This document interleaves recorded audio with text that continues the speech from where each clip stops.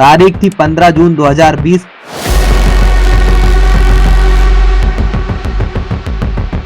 जगह लद्दाख की गलवान घाटी। पेट्रोलिंग पॉइंट 14 पर भारतीय सेना के कर्नल बी संतोष बाबू ये देखने गए थे कि चीन पीछे हटा या नहीं, लेकिन वहां शांति नहीं, एक जाल बिछा था।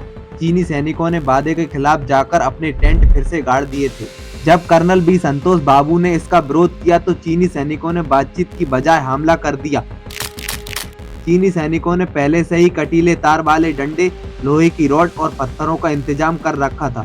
लेकिन सबसे बड़ा सवाल यह है कि आखिर 15 जून की उस रात को ऐसा क्या हुआ था जिसने भारतीय सेना के अनुशासन को रौद्र रूप में बदल दिया। तो चलिए जानते हैं गलवान वैली क्लैश की पूरी कहानी आज के इस वीडियो में।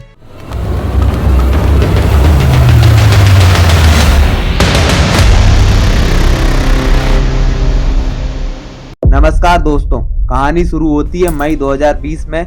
लद्दाख का वो इलाका जिसे हम गलवान घाटी कहते हैं, वहां अचानक हलचल बढ़ गई। दरअसल भारत अपनी सीमा के अंदर एक बेहद जरूरी सड़क बना रहा था, DSDBO रोड। यह रोड भारत को उस आखिरी पोस्ट तक ले जाती है जहां से चीन की हर हरकत पर नजर रखी जा सकती है। दरबुक सियोग DBO रोड लद्दाख को सीधे काराकोरम पास से जोड़ती है। चीन को डर था कि इस सड़क के बनने से भारतीय सेना की पहुंच उस इलाके में बहुत आसान हो जाएगी, जिससे चीन की पकड़ कमजोर पड़ सकती है। भारत और चीन के बीच सीमा विवाद नया नहीं है। 1962 में भारत और चीन के बीच युद्ध हुआ। उस युद्ध के बाद सीमा तय नहीं हो पाई, बस एक लाइन मान ली गई, LAC यानी लाइन ऑफ एक्चुअल कंट्रोल। लेकिन दिक्कत यह है कि LAC कहीं लिखी नहीं हुई है। भारत की सोच अलग है और चीन की सोच अलग है, इसलिए हर कुछ सालों में दोनों सेनाएं आमने सामने आ जाती हैं। चीन को दरबुक सियोग DBO रोड चुभ रही थी। उसने सोचा कि क्यों ना भारतीय जमीन पर कब्जा कर लिया जाए। चीनी सेना यानी PLA ने गलवान के पेट्रोलिंग पॉइंट 14 के पास अपने टेंट गाड़ दिए।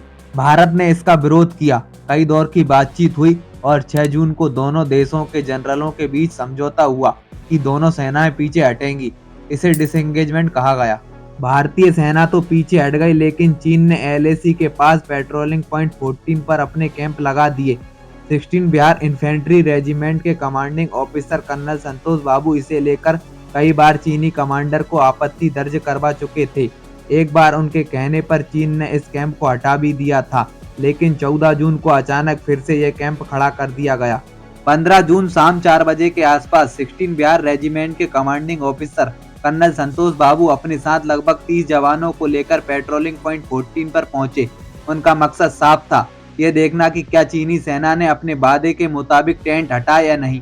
वहां पहुंचते ही कर्नल बी संतोष बाबू ने देखा कि चीनी सैनिक पीछे हटने के बजाय और ज्यादा आक्रामक हो गए थे और उन्होंने नए टेंट भी लगा लिए थे। जब कर्नल बी संतोष बाबू ने इसका विरोध किया तो चीनी सैनिकों ने आकर उन्हें धक्का दिया और गालियां देने लगे। ऐसा देखते ही 16 बिहार इन्फेंट्री रेजिमेंट के सैनिकों को गुस्सा आ गया और वो चीनी सैनिकों पर टूट पड़े। मुक्केबाजी में दोनों ओर के सैनिक घायल हो गए। गुस्साए भारतीय सैनिकों ने चीन के ऑब्जर्वेशन पोस्ट को तहस नहस कर दिया। इसी बीच कर्नल बी संतोष बाबू ने घायल सैनिकों को वापस पोस्ट पर भेज दिया और वहां से और सैनिकों को बुलवाया। शाम को शुरू हुई लड़ाई आधी रात तक चलती रही और खून खराबे में बदल गई। धीरे धीरे अंधेरा होने लगा था और वहां भारतीय और चीनी सैनिकों का जमावड़ा बढ़ता जा रहा था। तभी एक पत्थर कर्नल बी संतोष बाबू के सिर पर लगा। फिर दोनों ओर से पथराव होने लगा। चीन के लगभग 300 सैनिक थे और इनका सामना करने के लिए भारतीय जवानों की संख्या लगभग 45 से 50 थी। 1996 के समझौते के तहत सीमा पर गोली चलाना मना था, लेकिन चीन के सैनिकों ने इस लड़ाई की पहले से ही प्लानिंग कर रखी थी। उनके पास कटीले तार वाले डंडे, लोहे की रॉड और पत्थर थे, मानो वो भारतीय सैनिकों के इंतजार में बैठे हों। चीन के सैनिक जब इन सब सामान का इस्तेमाल कर भारतीय जवानों पर हमला कर रहे थे, तब तक हर इन्फेंट्री बटालियन में तैनात भारतीय सेना की घातक प्लाटून वहां पहुंच गई। इन सैनिकों ने चीन के सोल्जर्स पर जमकर हमला किया, जिसमें चीन के सैनिकों की गर्दन और रीढ़ की हड्डी तक टूट गई। भारत और चीन के सैनिकों की झड़प गलवान घाटी के किनारे खाई के ठीक पास चल रही थी। यही वजह थी कि जब चीन और भारतीय सैनिकों के बीच लड़ाई हुई तो कुछ सैनिक जाकर नीचे गलवान नदी में गिर गए। इनमें भारतीय सैनिक भी थे और चीन के सैनिक भी।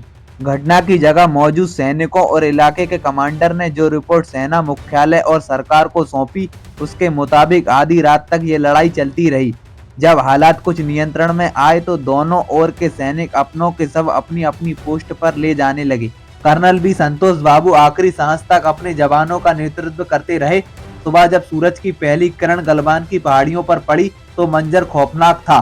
भारत ने अपने 20 अनमोल रत्न खो दिए थे। कर्नल बी संतोष बाबू समेत हमारे 20 जवान शहीद हो चुके थे, लेकिन उनकी शहादत खाली नहीं गई। चीनी सेना के खेमे में मातम पसरा था। हालांकि चीन ने अपनी हार और अपने सैनिकों की मौतों को दुनिया से छिपाया, लेकिन खुफिया एजेंसियों और अंतर्राष्ट्रीय मीडिया के अनुसार चीन के 40 से ज्यादा सैनिक मारे गए थे। ये वो पल था जब पूरी दुनिया ने देखा कि भारतीय सेना केवल हथियारों के दम पर नहीं, बल्कि अपने अटूट साहस के दम पर लड़ती है।